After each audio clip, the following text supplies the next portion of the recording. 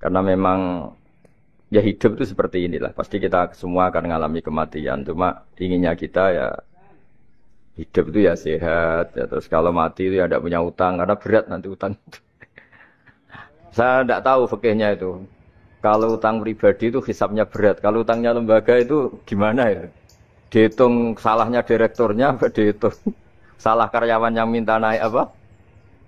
Gaji. Saya tidak tahu kayak utangnya Indonesia itu yang disalahkan itu menterinya apa presidennya, apa yang selalu gaji 13.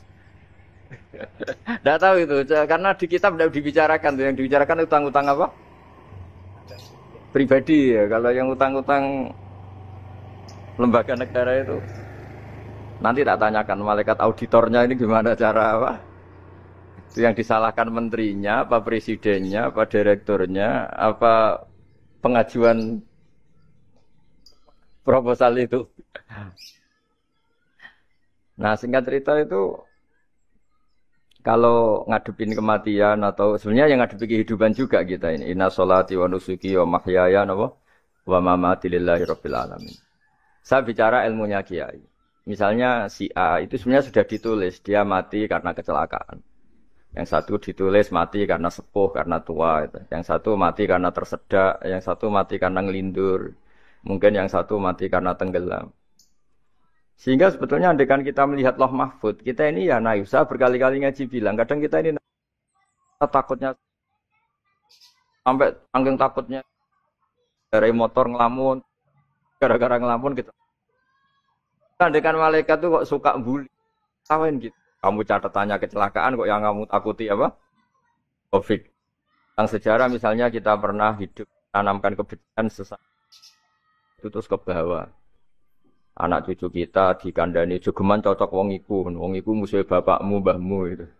Sehingga anak cucu itu dendamnya diwariskan. Wong dendam kok dia apa? Wariskan. Termasuk utang itu. Ketika kita jabat ingin rumah sakit ini mewah, pikirannya kok isdadi, aku seleren semikir direktur berikutnya. Itu tidak tahu itu nanti hisapnya ke siapa. Saya ulang lagi ya. Maka dalam satu ayat dikatakan laqad kunta fi ghaflatin min hadza fakashafna anka ghita'aka fabasarukal yauma hadid. Manusia ketika di dunia itu dianggap tidur. Tidur itu dengan tanda kutip itu bodoh. Bodoh itu tidak tahu. Fakashafna anka ghita'aka. Nanti setelah kamu mati itu pinter. Tapi ketika Anda pinter sudah meninggal, sudah tidak bisa memperbaiki kesalahan-kesalahan kita. Nah, kenapa kita dikatakan sekarang ini tidur? Karena kita ini sering menyaksikan sesuatu yang sebetulnya tidak ada hubungannya dengan kita. Tidak ada hubungannya dengan kebutuhan kita. Misalnya kita ngelamun, berkhayal, ingin hidup kaya raya, sejahtera, jabat, orang lain anak buah semua. Ternyata itu nggak penting ketika kita di akhirat. Yang penting adalah Anda meninggal dalam keadaan menghamba kepada Allah Subhanahu wa Ta'ala. Saya berkali-kali ngaji kalau saya berkali-kali bilang, andai kan hati kita nanti direkam Allah, nanti di akhirat sudah direkam. Orientasi kita direkam nanti. Pak Agus misalnya ingin punya mobil, punya rumah mewah, punya apa. Terus orientasinya gitu. Di depan Tuhan yang menyuruh kita, mensyariatkan kita, inginnya itu ya jadi hamba Allah terbaik, jadi kekasihnya Allah, jadi hamba yang bersujud, dari hamba yang bersedekah. Jadi ini kan tidak sambung. Ada cita-cita versi Allah yang dianjurkan Allah, yaitu bercita-cita jadi hamba yang soleh, yang bermanfaat, yang memanfaati orang banyak. Kemudian ini ada cita-cita yang hadzun nafsi, ingin mapan, semua orang anak buah. Hal-hal seperti ini itu harus kita jaga, jangan sampai terjadi. Makanya di semua kitab, pertama mendahulukan bab niat. Niat itu ya faman kana hijratuhu ilallah wa rasuli fa hijratuhu ilallah wa rasuli. Orang baik itu orang yang orientasinya itu menuju Allah Subhanahu wa Ta'ala. Lalu yang kurang baik adalah orang yang orientasinya itu ya harta, perempuan, pokoknya inginnya itu hal-hal yang kepentingan dirinya sendiri. Nah lalu kenapa kita kadang tidak tahu? Ya tidak tahu itu karena tadi kita kalau tidak wiridan itu tidak punya efek samping. Kan? Tapi kalau kamu nggak punya uang kan terus lemes. Karena ngerti itu terus uang itu penting, wiridan tidak penting. Nah dari kesimpulan itu sebenarnya kita menjadi bodoh. Karena menjadi bodoh ketika Anda meninggal ternyata uang ini gak penting, Wiridan ini penting, tapi tahu kita terlambat setelah kita meninggal. Nah, di sini saya ingin mengingatkan apapun kondisi kita, yang jelas itu ingat selalu kepada Allah Subhanahu wa taala.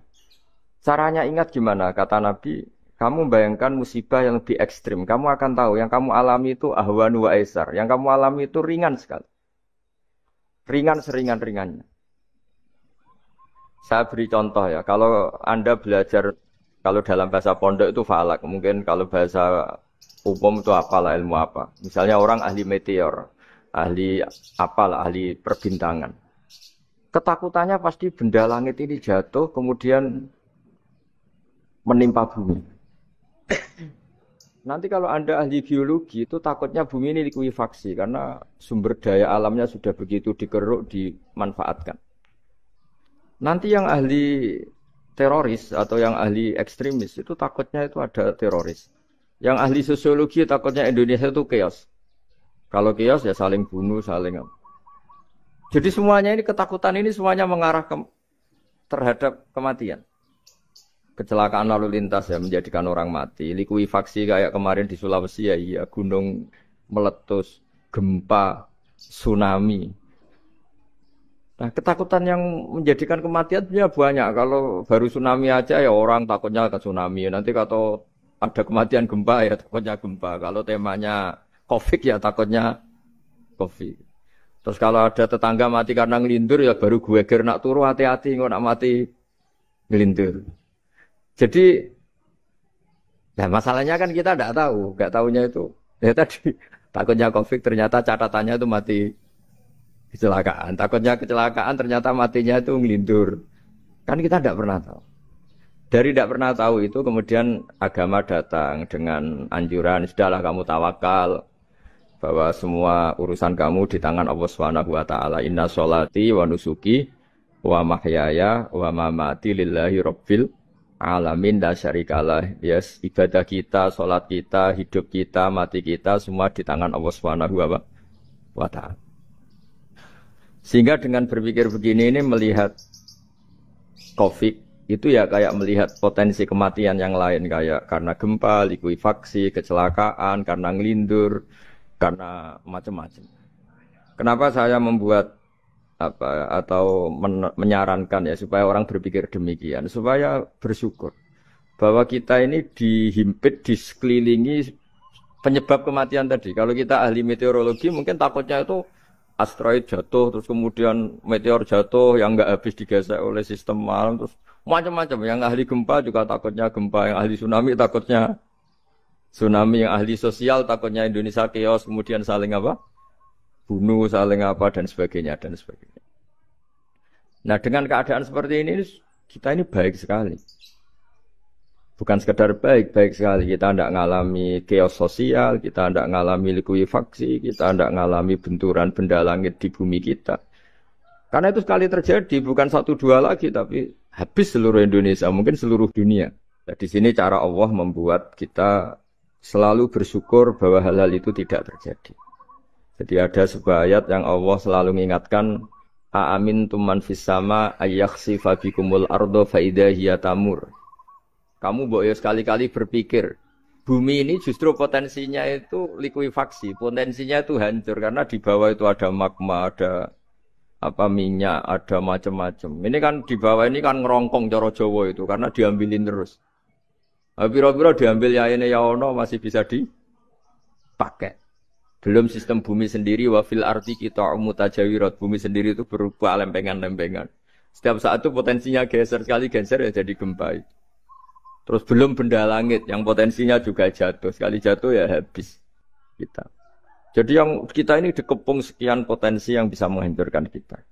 Tapi nyatanya mulai Nabi Adam sampai sekarang itu ada kehidupan, ada khayal.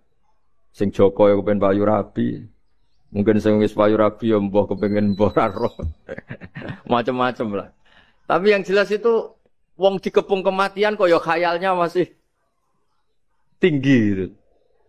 Lah enggak pernah ngayal ya orang yang utang ditagih itu, gak kober ngayal. Soalnya wedine tanggal kredit itu. Tapi ini saya cerita supaya orang Indonesia itu ngerti lah bahwa yang ngepung kita itu tidak hanya Covid. Banyak. Makanya orang Arab itu kalau ngendikan itu wa man lam yamut bisayfi mata bi ghairihi ta'addadatil asbab wal maut wahidu. Karena orang Arab itu kan dulu Arab sebelum Islam itu kan satu kabilah nyerang kabilah yang lain. Wah itu kan harus butuh orang-orang tangguh. Karena dulu sistem rezekinya kayak sistem Indonesia dulu lah.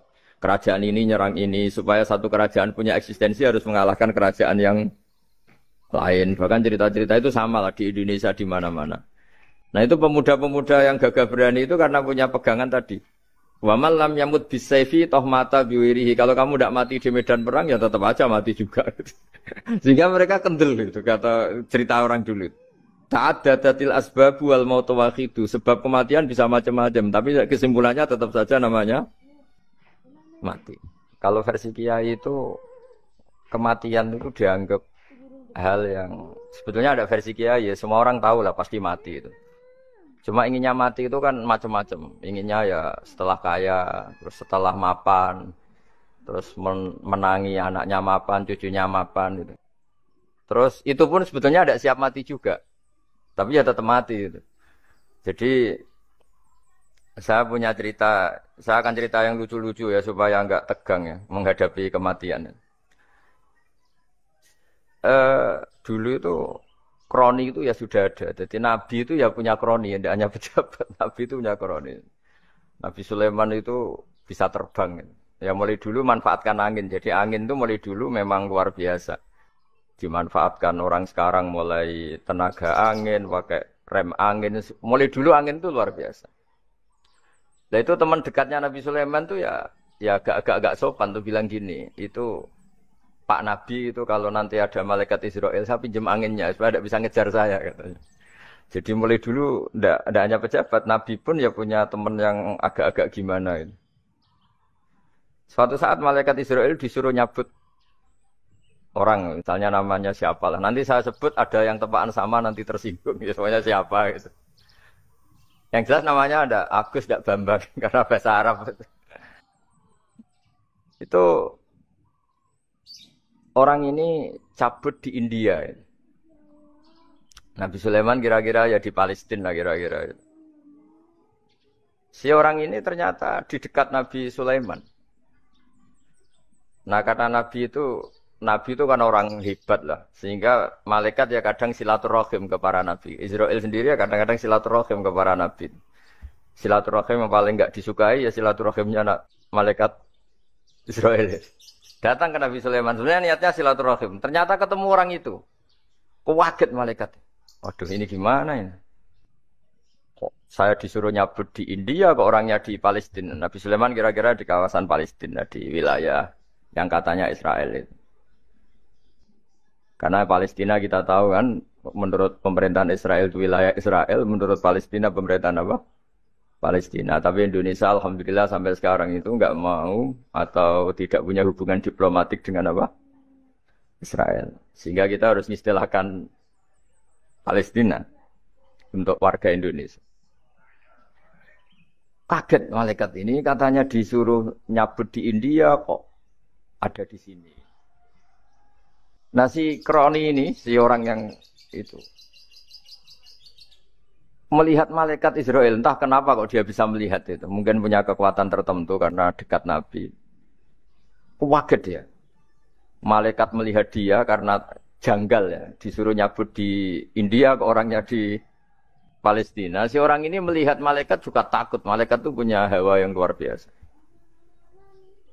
Akhirnya bilang ke Nabi Sulaiman, ya Nabi Allah tolong pinjemin saya angin untuk saat ini juga saya bisa terbang ke India. Dipinjemin sama Nabi Sulaiman. Akhirnya orang itu sampai ke India. Dikira angin itu sudah segala-galanya sampai India. Terus malaikat senyum, seneng dia. Wah ini sesuai protokol. Karena andai kan orang itu tetap di situ, malah malaikat gak berani ngambil. Karena prosedurnya harus ngambil di India. Jadi andai kan dia tetap diam di situ, sebenarnya malah gak masalah. Karena gak sesuai apa? Panduannya harus karena dia terbang di India, malaikat itu nyusul ya terus diambil karena sesuai apa?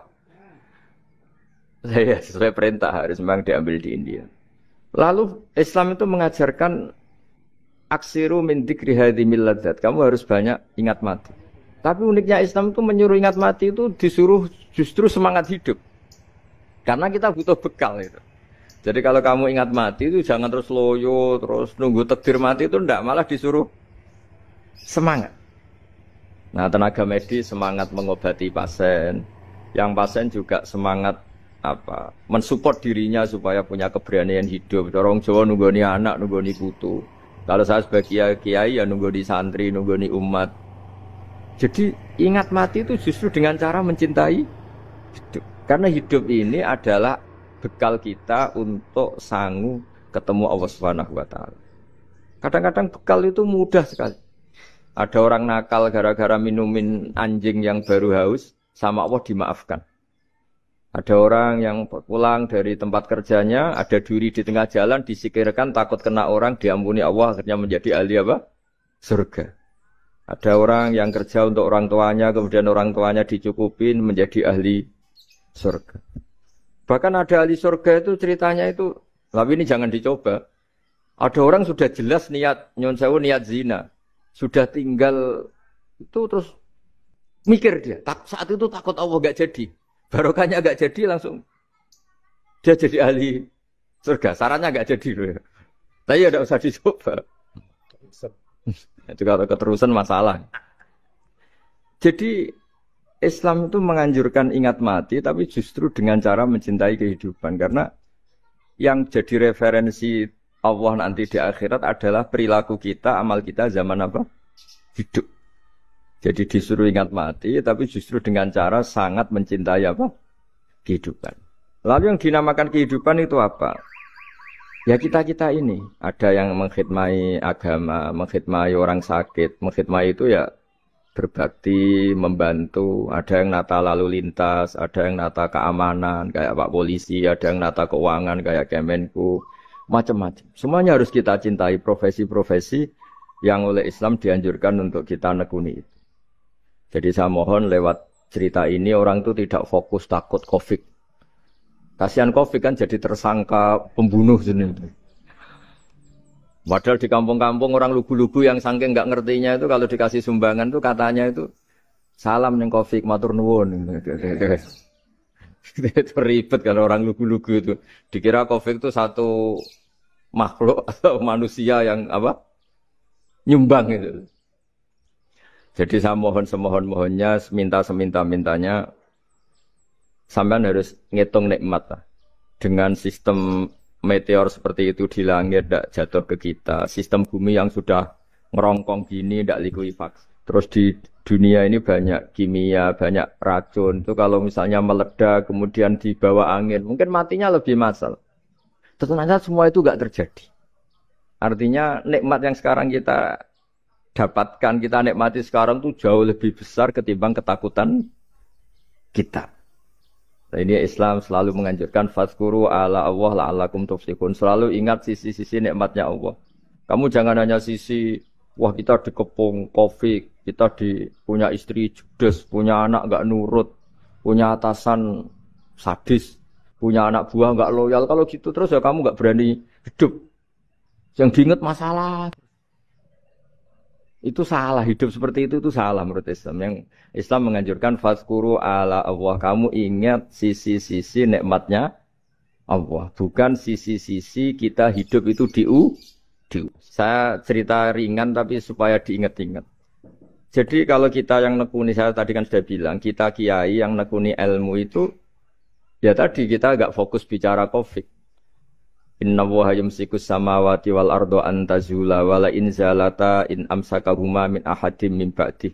Kalau kamu ahli meteorologi kan melihat ini jatuh jumlahnya besarnya sekian. Ini kalau digesek oleh atmosfer paling masih sekian kayak kemarin Januari kan hujan meteor yang sering kena Lampung kemarin. Terus di mana-mana mesti takut kamu itu. Kalau kamu ahli gempa takutnya itu ya pergeseran lempengan bumi. Kalau kamu ahli tsunami ya takutnya tsunami. Kalau ahli sosiologi ya takutnya chaos sosial ya, sama kamu medis ya takutnya penyakit yang menular, penyakit seperti ini. Oke, kita sekarang fokus menghadapi Covid dan kita selalu berharap supaya Indonesia terbebas dari apa? Covid dan musibah-musibah yang lain. Ya tadi apa gunanya terbebas dari Covid tapi chaos sosial Kayak apa terus kita? Sehingga Islam selalu mengajarkan harus disyukuri lah bahwa kita sekarang alhamdulillah kita hidup harmonis. Kita kata Mbah Mun Bhinneka Tunggal Ika itu dingendikakno terus. Kita punya sekian cerita ulama-ulama yang unik yang punya nasihat itu. Jadi ada orang kaya raya dulu temannya banyak, anak buahnya banyak. Suatu saat dia miskin terus gak ada yang berkunjung. Terus dia ngeluh, curhat ke ulama itu. Ketika saya kaya yang berkunjung banyak, ketika saya miskin kok nggak ada yang berkunjung. Kurang ajar betul teman-teman saya. Terus kata kiai itu lucu kalau yang ada nih. Ya bagus gitu dong ketika Anda miskin tidak ada yang berkunjung. Loh kok bisa? Ya misalnya kamu sekarang jadi buruhnya orang, pas disuruh-suruh, dibentak-bentak, terus teman kamu udah datang, malah kamu jadi tontonan toh. Mendingan nggak udah datang, jadi kamu ketika buruh orang nggak malu, karena teman-teman kamu sudah tidak datang. Ya alhamdulillah kalau gitu ya. Jadi dulu satu hal yang dia dulu nganggap problem, ya kan kalau kamu misalnya dulu kaya, temannya banyak, jabat, terus yang takut banyak. Ketika sudah miskin, Yon Sawu jadi buruhnya orang, disuruh-suruh, terus teman kamu tetap udah datang. Siap nggak ada? Siap datang apa siap tidak datang? Lebih siap tidak datang sebetulnya kan? Karena nggak jadi tonton. Akhirnya dia sadar. Ya gitu kalau dikeluhin istri saya ini judes, ya sering marahin gini-gini. Ya bagus dong marahin kamu. Kalau marahin tetangga malah masalah. Coba kamu punya istri kalau marahin orang lain pusing nggak? Mendingan marahin. Jadi pokoknya dilatih terus. Lama-lama dia bersyukur. Nah termasuk cara kita melihat kehidupan. Ada doa Rasulullah SAW yang luar biasa. Ya Allah, jadikan kehidupan ini sebagai penambahan saya untuk berbuat baik. Wal mauta rohatan li min kulli syarrin. Kalau engkau takdir mati ya anggap mawon ini mati itu berakhirnya semua potensi keburukan saya. Orang itu kan potensinya dua, buruk betul atau potensi buruk. Mungkin sekarang kita tidak korupsi, tapi saja suatu saat kita korupsi. Mungkin sekarang kita tidak salah, suatu saat potensi salah. Dan mati itu mengakhiri itu semua. Makanya saya berkali-kali cerita kalau ngaji, kalau orang-orang alim NU itu kalau ada bajingan mati tetap dia seksa ini baik dia. Itu tetangganya nggak mau semua.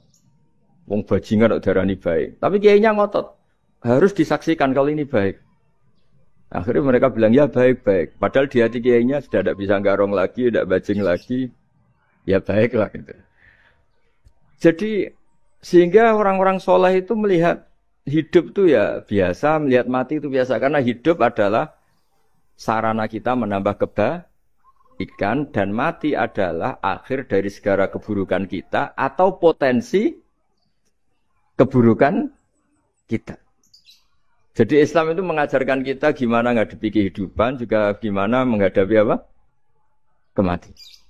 Jadi saya ulang lagi itu ajaran-ajaran Islam yang luar biasa. Jadi ij'alil hayata ziyadatan li fi kulli khairin wal mauta rohatan li min kulli syarrin. Jadi hidup menambah kebaikan, kalau kita mati anggap saja mengakhiri semua buruk kita kalau kita sedang buruk atau potensi keburukan.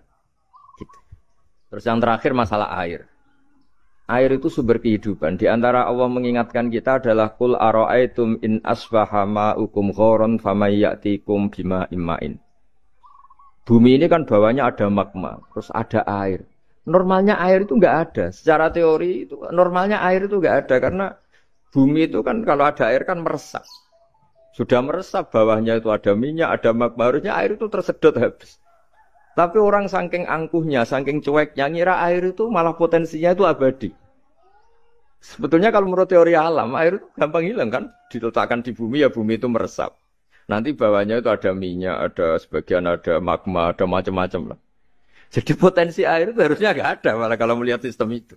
Tapi karena Allah saking rahmannya, air ini dijaga sedemikian rupa tetap ada.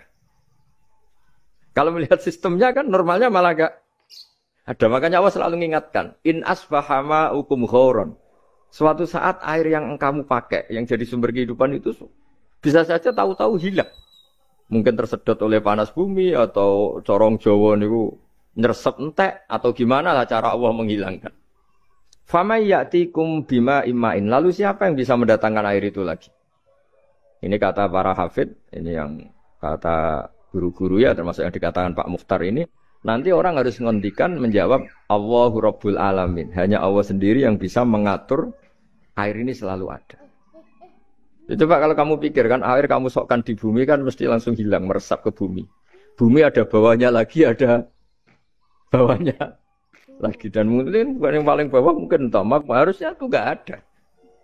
Tapi Allah saking sayangnya mengatur sistem, air itu ada dan tersedia. Tapi ketika orang terlalu cuek dan angkuh, sampai lupa syukur tersedianya apa? Air itu Allah mengingatkan, disuruh bayangkan. Kul aro'aitum. Coba bayangkan kalau in asfahama hukum. Tadi kan ada khataman ya, saya ikut terima kasih. Bayangkan kalau air suatu saat itu ghauron menjadi hilang. Fama ya'tikum bima imai. Jadi saya tidak bisa spesifik memberi nasihat tentang kopi karena ya tadi yang bisa membunuh banyak. Ya tsunami ya bisa bunuh, gempa bisa bunuh, likuifaksi bisa bunuh, jatuhnya benda lain kita bisa bunuh. Takut tanggal utang kaget ya bisa bunuh. Macam-macam. Semacam-macam lah ngelindur ya. Kemarin mudik aja yang sebelum tertata rapi aja mudik aja berapa kemarin kalau ada apa mudik Lebaran yang tahun berapa 3 tahun yang lalu apa 4 tahun yang lalu dulu. Saya mohon ketakutan kita adalah yang hakikat adalah takut jadi hamba yang tidak baik. Itu yang harus jadi ketakutan sejati.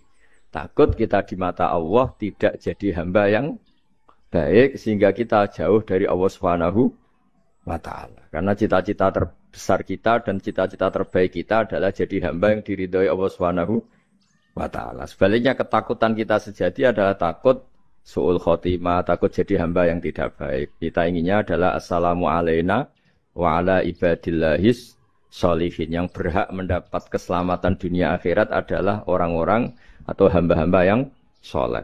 Ya tadi untuk menjadi soleh itu gampang di Islam itu. Tenaga medis, nolong pasien ya ibadah. Pasien husnudzon sama dokter ya ibadah. Mengelola hidup, ingin hidup ya ibadah. Anak ngurus istri ngurus. Pokoknya anak yang ngurus keluarganya juga ibadah. Semuanya itu di Islam itu asal tidak maksiat itu dianggap apa? Ibadah. Dan untuk orang menjadi kekasihnya Allah kayak tadi. Ada orang yang karena ngerawat hewan dijadikan walinya Allah. Menghilangkan apa duri atau pengganggu di jalan jadi kekasih Allah. Itu cerita-cerita itu semuanya ringan. Bahkan tadi ada yang cerita sekedar ingin maksiat dan tidak jadi. Dalam Islam itu kan gitu, orang yang merencanakan maksiat kemudian tidak jadi, itu ditulis pahala. Jadi gampang sekali untuk menjadi orang soleh dalam apa? Islam. Kalau tidak bisa itu semua kata Nabi takufus syarroka anin nas fa inna sadaqatun minka ala nafsik. Kalau tidak bisa berbuat baik sama orang lain, yang penting tidak mengganggu orang lain. Terus kan enak turu ning omah ngelamun, bengak-bengok dhewe aja banter-banter tapi. Nak bengok-bengok banter-banter kan ganggu tangga. Itu asal tidak ganggu orang lain. Takufus syarroka anin nas. Kamu jangan sampai efek buruk kamu berakibat pada orang lain. Itu juga fa inna sadaqatun minka ala nafsik. Itu ya bagian dari sedekah kamu. Taruh saja misalnya kalau secara ilmu medis, misalnya kita ini kok dinyatakan positif COVID, secara ilmu medis nggak boleh ketemu orang lain, terus kamu diisolasi. Kamu niatin ketika diisolasi itu tidak menularkan bahaya kepada orang lain. Itu juga ibadah. Jadi ibadah itu gampang sekali, mudah sekali. Karena agama ini yuridu wa bikumul yusra wala yuridu bikumul usra. Agama ini mudah bukan sulit. Ya, mohon maaf tadi saya nggak bisa datang yang jam 11 karena saya tadi malam hormat di Jogja, acara 7 harinya Kiai Jatabek tadi pagi baru datang. Tapi saya mohon pokoknya yang seneng ya hidup itu yang seneng, diberi kesempatan hidup sampai sekarang itu yang seneng. Jangan karena teman kamu meninggal terus akan-akan ini teman saya meninggal, paling saya besok. Kok kamu tahu? Nyatanya besok hidup lagi, besoknya ya hidup lagi sampai sekarang ya. Masih hidup. Sudahlah mensyukuri yang ada. Jadi sudah saya mohon syukur itu penting lah ini syakartum lazidanakum. Justru dengan kita syukur itu insyaallah segalanya akan tambah baik, tambah apa? Baik. Nggih, matur nuwun ngapunten ingkang kathah. Assalamualaikum warahmatullahi wabarakatuh.